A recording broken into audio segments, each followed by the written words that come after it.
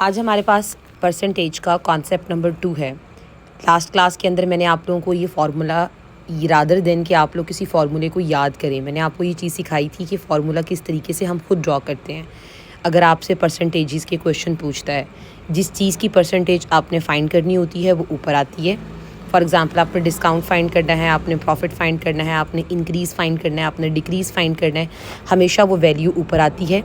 और जो उसकी ओरिजिनल वैल्यू होती है, हमें तो सिर्फ ये सिखाया जाता है ना कि टोटल, नो, आपने टोटल वाले कॉन्सेप्ट से निकलना है। इसीलिए हमारे क्वेश्चंस गलत होते हैं, इसीलिए हमसे ब्लंडर बजते हैं, हमारा करेक्ट आंसर नहीं आ रहा होता। तो हमने ओरिजिनल वैल्यू नीचे लिखनी होती है और 100 से उसको मल्टीप्लाई करना होता है। प्रीवियस कॉन्सेप्ट रिवाइज़ कर लीजिएगा। हम नेक्स्ट कॉन्सेप्ट पे मूव करते हैं। अक्सर आप जाते हैं किसी शॉपिंग मॉल में, तो आपको नज़र आता है जिस तरह वो पे एक लगा हुआ होता है कि नहीं ये चीज़ 180 की नहीं है, और उसे क्रॉस करके लिखा होता है कि ये चीज़ 150 की है। इसका मतलब ये है कि डेफिनेटली उन्होंने आपको कुछ डिस्काउंट दिया है। तो फर्स्ट ऑफ ऑल आपने डिस्काउंट फाइंड कर लेना है।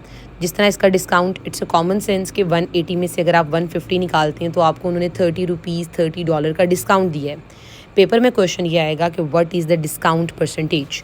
हमने क्या चीज़ लर्न की थी कि फार्मूला हम याद नहीं करेंगे, फार्मूला हम खुद ड्रॉ करेंगे। क्या पूछा उसने? Percentage discount.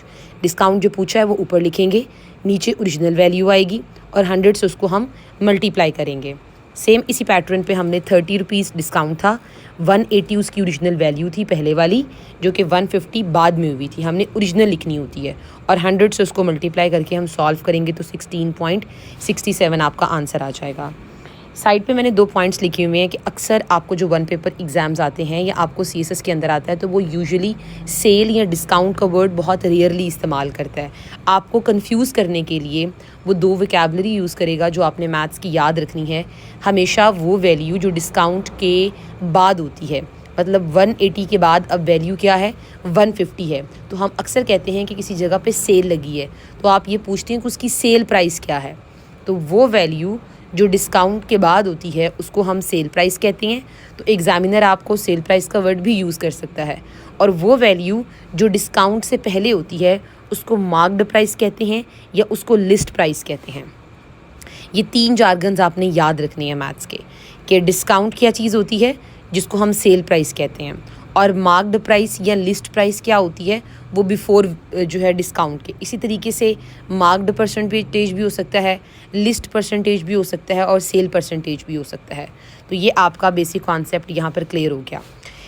अब आपको दूसरा सिनेरियो जो पेपर में पूछेगा वो कहेगा, फॉर एग्जांपल एक फ़ीमेल है, उसकी सैलरी है $4300 और उसने रेंट उसमें से पे किया $1200, ग्रोसरीज उसने ख़रीदी 200 की, बिल्स पे किए 800 के, और she saves rest of her money, her income. तो you have to find her percentage savings.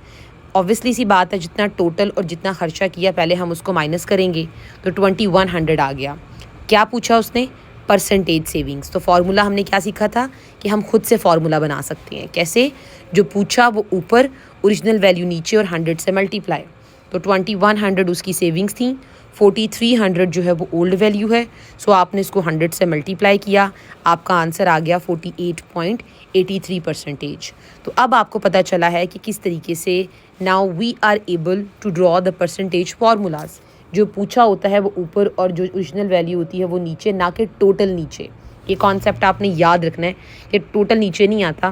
मैंने आपको जितने भी परसेंटेज के हवाले से क्वेश्चन एग्जामिनर पूछता है वन पेपर के अंदर वो करवा दिए हैं। अब थोड़े से हम बेसिक से क्रिटिकल क्वेश्चंस की तरफ जाते हैं। पेपर के अंदर एग्जामिनर हमेशा आपसे 2 तरह के सवाल पूछता है। एक वो सवाल पूछता है कि आपको कहता है कि you have to find percentage, आपने परसेंटेज फाइंड करनी है। अब अभी तक कल की क्लास और आज की क्लास में मैंने आप लोगों को ये चीज़ गाइड कर दी है कि जब परसेंटेज फाइंड करने के लिए कहा जाता है तो आपने किस तरीके से फार्मूला बनाना होता है। लेकिन नेक्स्ट पार्ट जो थोड़ा सा ट्रिकी होता है कि जब आपके क्वेश्चन में ऑलरेडी परसेंटेज इज़ गिवन, अगर आपके क्वेश्चन में परसेंटेज इज़ गिवन और आपको नहीं पता कि किस तरीके से सॉल्व करना है, तो आपने हमेशा ये लाइफ सेविंग बॉक्स याद रखना है। ये जो मैं आपको लाइफ सेविंग बॉक्स करवाऊंगी, आप बिलीव नहीं करेंगे कि मैं मैथ्स के अंदर खुद बहुत बहुत ही बुरी एक स्टूडेंट हूँ मैथ्स की। मुझे मैथ्स नहीं आती, लेकिन सिर्फ जो मुझे मैथ्स आती है, जो मैंने सीखी हुई है या जो मैं यूज़ करती हूँ, ये सिर्फ उन्हीं ट्रिक्स के ऊपर है कि जो मैं छोटी छोटी मैंने ट्रिक्स मेमोराइज़ की हुई हैं, ताकि किसी भी तरीके का क्वेश्चन आ जाए, आई डोंट नो कि what is the logic between these tricks, लेकिन हमेशा मेरा क्वेश्चन ठीक होता है। तो मैं आप लोगों को भी यही सजेस्ट करूँगी कि आपने ज़्यादा रिलाई करना है इन छोटी छोटी ट्रिक्स के ऊपर जो कि आपकी चीट शीट्स होती हैं, जो आपको हेल्प आउट करेंगी। अगर आपके क्वेश्चन में परसेंटेज इज़ गिवन, तो आपने हमेशा ये लाइफ सेविंग बॉक्स यूज़ करना है। लाइफ सेविंग बॉक्स का मतलब है कि आपने इस तरीके से लाइंस ड्रॉ करनी है, एक ऊपर आएगी, नीचे आएगी और टू कॉलम्स ड्रॉ करनी है और 3 रोज़ ड्रॉ करनी है। यहाँ पे लिखना है आपने बिफोर, यहाँ पे लिखना है आपने 100, यहाँ पे परसेंटेज और यहाँ पर आपने 100 लिख लेना है बस।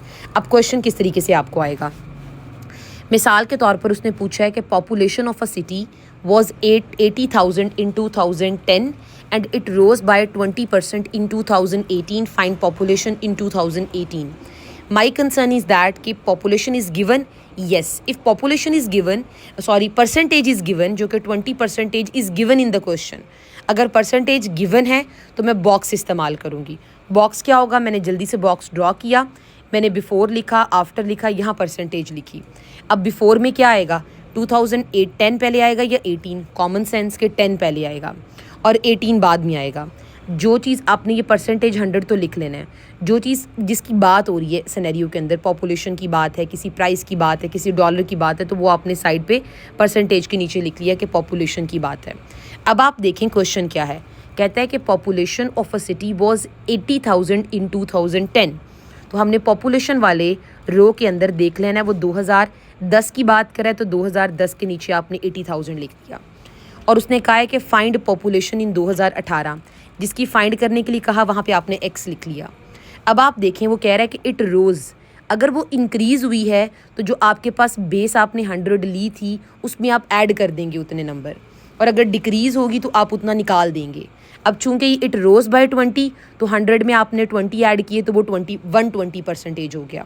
अगर ये इट डिक्रीज़ बाय 20 होता तो 100 में से आप 20 माइनस करते, ये 80 आंसर आ जाता।